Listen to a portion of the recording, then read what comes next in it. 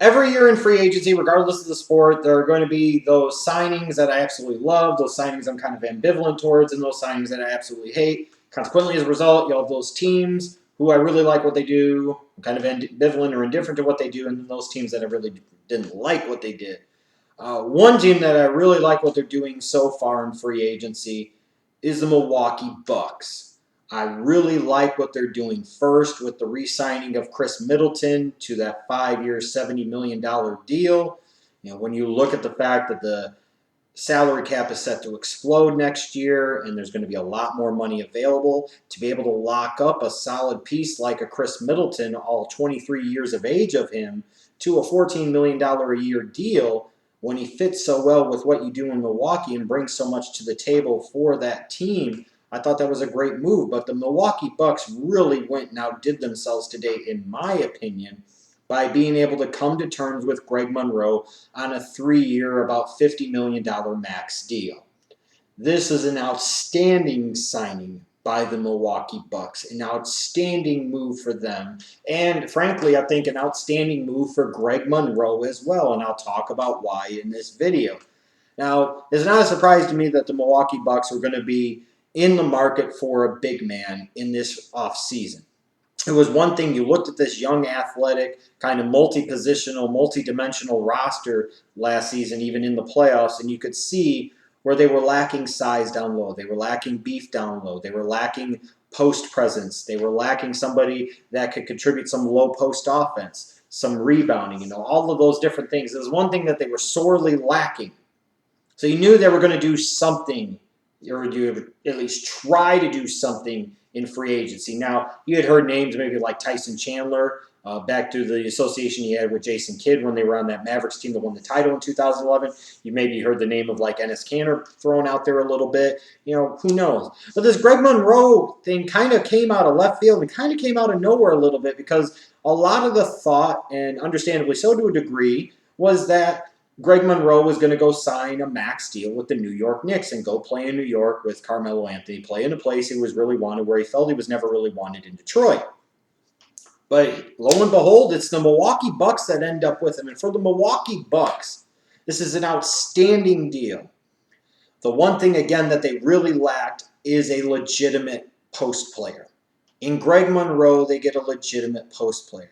All of about 25 years of age of him, a guy that is a legit 5, who frankly, for the past several years in Detroit, has been playing out of position at the 4 alongside Andre Drummond.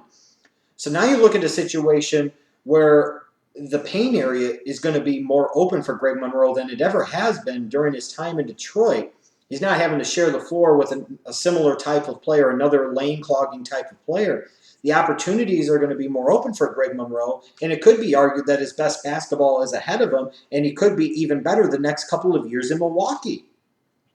So now to take a guy like Greg Monroe and plug him into a lineup where you'll have a Jabari Parker coming off of a torn ACL, you have the Greek Freak, you have Michael Carter-Williams, you have Chris Middleton, and now you could sit there and argue that this is a team that can legitimately go 11 or 12 deep.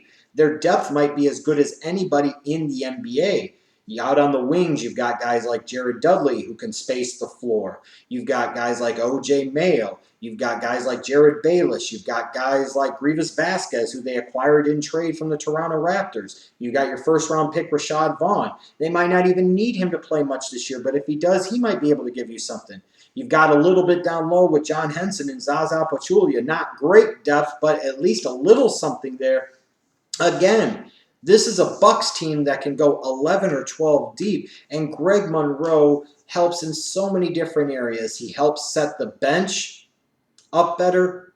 He also balances out that starting line. This is a team that really struggled to score in the paint. They really struggled with their field goal percentage, and these are two areas where Greg Monroe is going to significantly help them in the next couple of seasons to come. And from a Milwaukee Bucks standpoint, this is also a great deal because you've gotten a big name free agent, where a lot of people probably didn't anticipate you were going to get one, kind of making a statement that you're a bit of a destination place to come to with a head coach like Jason Kidd in the fold. Now you can sit there and also say that you've given this guy big money, but you haven't saddled yourself with a horribly bad long-term deal.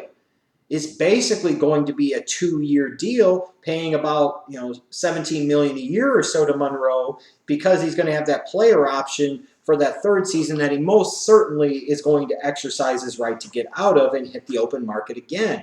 At which point in time, you're probably going to be looking at having to pay guys like the Greek Freak and Michael Carter-Williams and Jabari Parker and so on and so forth. So you're going to have more money potentially freed up then. But you look at it here, it's a great signing for the now and for the future too, because you've got Monroe in the fold at least for the next 2 years. It'll be interesting to see how they piece together, how the camaraderie works, how they fit, how the chemistry goes, how the style of play meshes with all these athletic, kind of multi-positional guys out on the perimeter, how a guy like Monroe, kind of puts everything together. And all the while, the Bucks didn't sit there and have to commit themselves to a guy with huge money for the next 4 or 5 years. And then even from Greg Monroe's standpoint, I love this deal. He can stay in the Eastern Conference, which I think is a plus.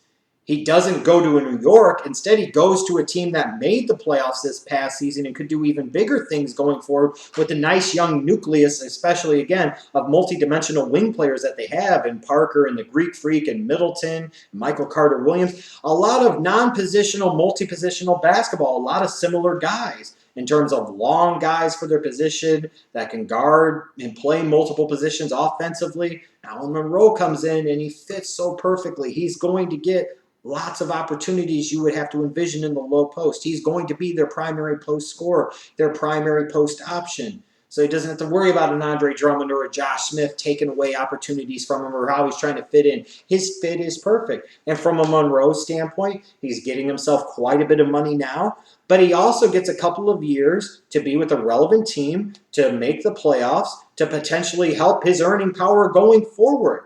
After 2 years, he can opt out. The television money is going to help explode the salary cap and the overall money available. Then a Monroe might be able to cash in at 27 years of age and get another massive deal where he's potentially looking at, with the position that he plays, $25 million a year or more, whether that comes from the Milwaukee Bucks or somewhere else. So this opportunity is outstanding. This decision to sign with the Milwaukee Bucks for Greg Monroe is outstanding.